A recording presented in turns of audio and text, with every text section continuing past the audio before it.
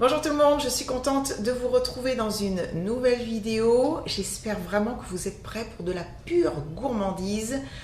Les amoureux du chocolat, restez bien avec moi. Cette recette, elle est pour vous. En effet, je vais préparer un gâteau au mascarpone et au chocolat.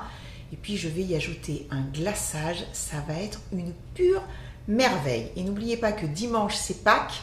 Et en général, à cette période-là, on aime bien tout ce qui est au chocolat. En tout cas, c'est mon cas. J'espère vraiment que la recette va vous plaire. Si c'est le cas, surtout, n'oubliez pas le petit pouce vers le haut. Ça fait toujours plaisir. Vous pouvez bien sûr vous abonner si vous en avez envie et que ce n'est pas encore fait. Et dans ces cas-là, n'oubliez pas d'activer la cloche. C'est très important. Je vais vous montrer toutes les étapes en vidéo. Vous allez voir, c'est très simple. J'espère que vous êtes prêts. Moi, en tout cas, je suis prête à vous montrer tout ça en images. Allez, c'est parti, on y va.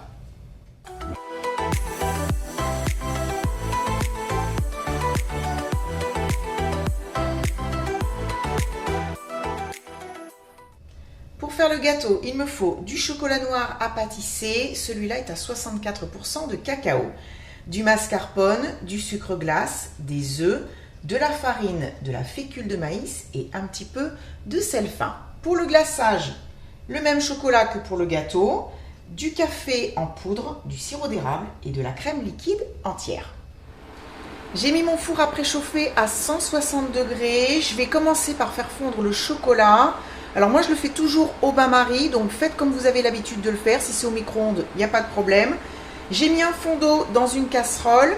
Elle est en train de bouillir. Donc je vais baisser la puissance et poser le saladier dessus. Il ne faut surtout pas que l'eau touche le saladier, c'est la vapeur qui va faire fondre ce chocolat.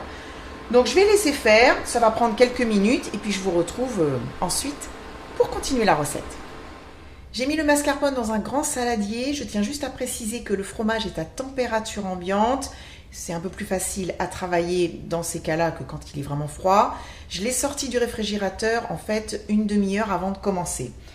J'ai mon batteur électrique, et oui, aujourd'hui je vais le faire au batteur électrique, mais vous pouvez très bien utiliser un fouet manuel. Je vais commencer par le fouetter. Voilà, juste 30 secondes.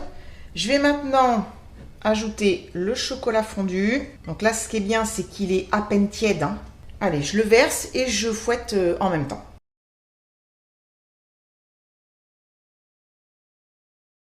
J'ai déjà ajouté 2 œufs. Alors en fait, je les mets un par un. Et puis, je bats entre chaque ajout jusqu'à ce que l'œuf soit bien incorporé à la pâte. Voilà, on a une pâte qui est vraiment magnifique. Elle est bien lisse. On dirait presque une mousse au chocolat un peu liquide.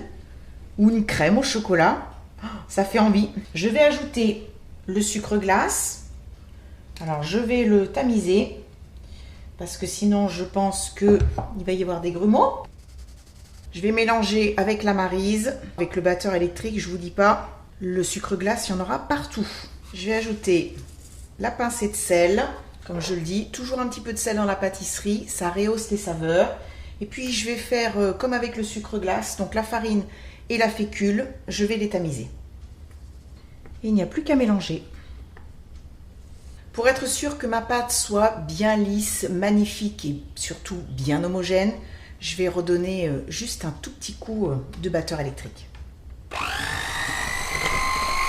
C'était vraiment l'histoire de 10 secondes. J'ai préparé un moule à manquer, je l'ai beurré et même s'il est anti-adhésif, par précaution, j'ai quand même mis dans le fond du papier sulfurisé. Je vais donc verser la pâte dans le moule. Alors, pardon pour le bruit, je vais taper pour en effet égaliser la pâte et puis surtout pour chasser les éventuelles bulles d'air. Je vais enfourner à 160 degrés pour une durée d'environ 35 minutes. Je vous dirai ça tout à l'heure. Je vais surveiller comme toujours. Je vous retrouve donc tout à l'heure après la cuisson. Je viens de sortir le gâteau du four. Il y a passé exactement 32 minutes. J'ai planté mon petit pic en bois au centre et quand il est ressorti, j'espère que vous verrez, voilà, il y a un petit peu d'humidité, un petit peu de pâte, mais très légèrement, voilà, pour pas que ce soit non plus trop cuit. Je vais le laisser refroidir et puis maintenant on va passer à la réalisation du glaçage. C'est vraiment super simple. J'ai fait bouillir la crème liquide entière avec le sirop d'érable. Je vais maintenant y ajouter du café soluble, lyophilisé. Alors moi j'aime bien ajouter un petit peu de café, je trouve que ça rehausse vraiment le goût du chocolat, mais vous n'êtes pas du tout obligé de l'ajouter si vous n'aimez pas ça. Je vais le faire dissoudre dans la crème chaude. Et puis maintenant, je verse la crème sur le chocolat que j'avais haché au couteau. Je laisse comme ça une petite minute et ensuite, il n'y aura plus qu'à fouetter.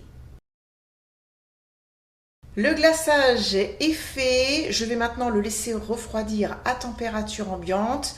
Et puis, je vais le couvrir avec un film alimentaire et l'entreposer au réfrigérateur avant de pouvoir le verser sur le gâteau que j'aurai bien sûr démoulé. J'ai sorti le glaçage du réfrigérateur où il y a passé 20 minutes. Alors, c'est vrai qu'il faut qu'il ne soit ni trop liquide, donc comme quand on vient de le faire, ni trop dur. Sinon, pour l'étaler, ça va être un petit peu compliqué. J'enlève le film. Je vais le réserver au réfrigérateur. Vous pourrez bien sûr faire ce gâteau un petit peu à l'avance, mais il faudra prévoir de le sortir au moins 30 minutes avant de le servir et donc de le déguster.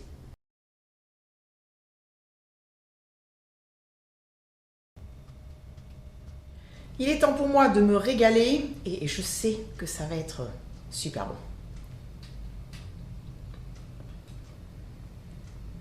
Je confirme. Qu'est-ce que c'est bon! Oh, je vous disais dans l'intro que c'était de la pure gourmandise, mais je n'ai franchement pas exagéré. Ça fond dans la bouche. C'est délicieux. J'adore. En effet, le gâteau est très très fondant. Il n'est pas trop sucré. Le glaçage a une consistance absolument parfaite. Et on sent à peine le café. Franchement, le tout, c'est une tuerie. C'est une tuerie, les amis. Et bien voilà, vous avez votre dessert pour dimanche. Je vous encourage vraiment à faire ce gâteau. Vous allez vous régaler. Voilà, c'est la fin de la vidéo. J'espère en tout cas que ça vous a plu, que vous avez passé un bon moment avec moi.